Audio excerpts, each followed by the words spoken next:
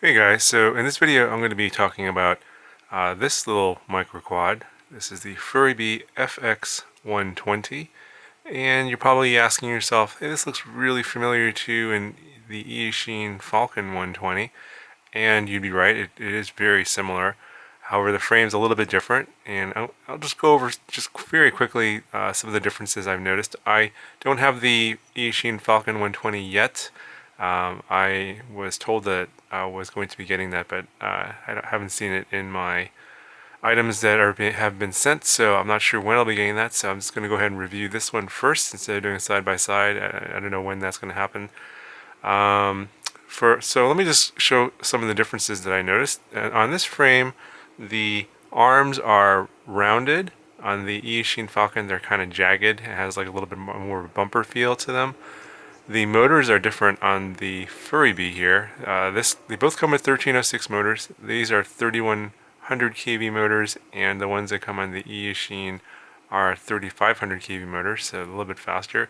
They both swing the 3-inch props because they're both 120 millimeters motor to motor. The props that come with the FuriBee are different though. You get these tri-bladed sort of, I think these are dowel props or some sort of dowel prop clone. These are 3045s, I believe. Yeah, so, okay. It actually says on here is a JJ Pro 3045 tri-bladed prop, but it looks a lot like the dowel prop. The Eachines come with a 4-bladed prop that kind of look like the HQ 4-bladed prop, so that's another difference. Another difference here is the FuriBee comes with a linear antenna here, which I think I like better because it's less prone to getting damaged, although it kind of does stick up quite a bit. And the Falcon comes with a cloverleaf with a little mushroom cap. That's kind of really stubby and short. Now, I think they come with the same camera. I'm not 100% sure on that. It's a CMOS, pretty basic, like 700 TV line camera. It's NTSC and PAL switchable here, so you can see. I had to modify this to get this to tilt back because this little mount here, I actually reversed it around because it was flipped over and it was further back, and I was not able to get the antenna screwed on. And it was basically the only way I can get the antenna screwed on was to have the camera tilted down like that, which is not going to do anyone any good. So I actually ended up taking the top off and then flipping this mount. I reversed it and then put it back on. Now I can tilt it all the way back now. And actually, this is probably the way it probably should have been assembled this way, but apparently someone at the factory messed up and just screwed it on backwards. So, but it was an easy fix. It only took like 5 minutes to fix that. This particular version is the ready to fly version. It comes with a micro receiver here, and it's a FlySky FS-A8S is my favorite FlySky receiver, and it comes with this radio. This is the FlySky FSI6. This is a pretty common radio. It comes with a lot of the FlySky ready to fly models that are out there. However, I'm not going to fly it with that radio. I was going to fly it with my Turnigy Evolution instead, and there were no instructions really in the box, but it did come with this one little sheet here that sort of gave like some specs and like the kind of parts it comes with, and you know how things are stacked together. And then it does come here with a VTX chart and for your channels, and then the switches that are on your radio. And I think that it's pre-programmed for this switch here, which is switch C.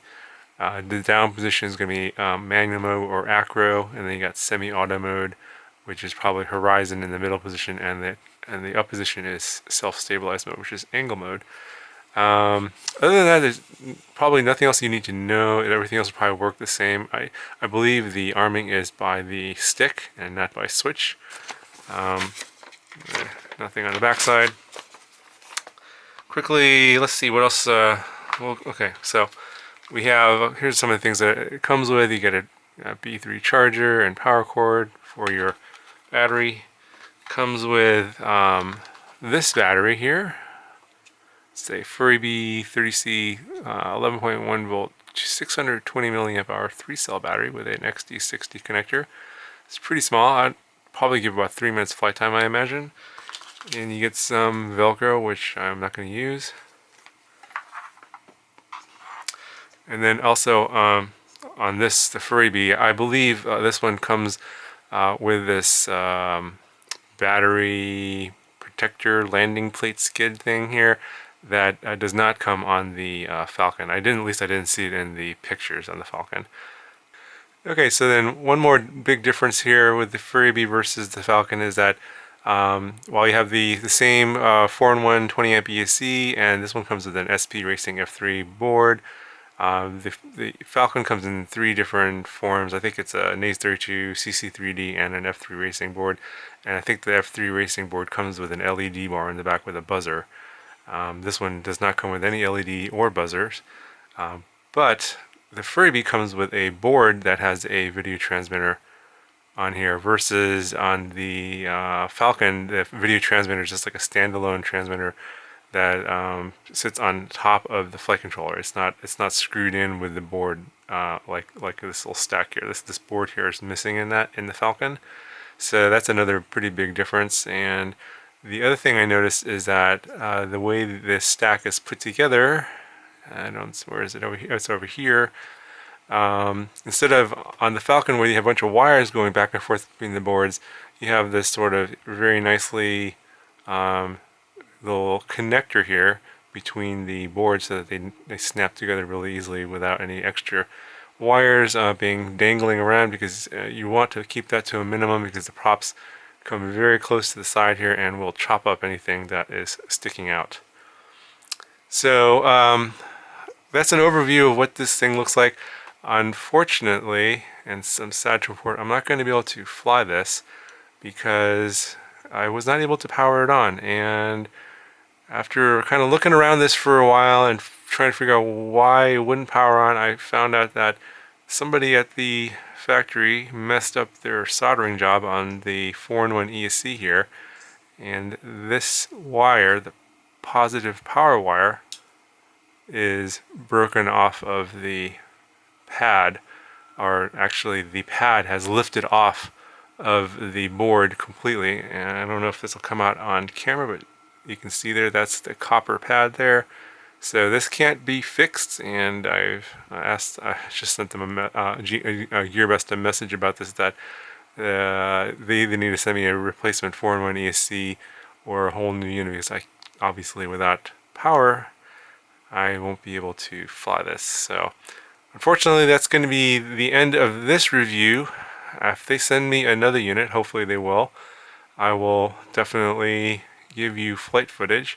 I actually like this version better than the Falcon because it's cleaner, and it has, I like the fact that it has a cleaner layout and a setup. It comes with a video transmitter board. It comes with some nice little features like the battery skid and stuff like that. Although the motors, I would have preferred the 3500 kV motors of the E-Machine. Although I think this will run 4S, and 3100 will be fine on 4S for this thing. It hardly weighs anything at all. Let me just give you guys a weight measurement. Okay.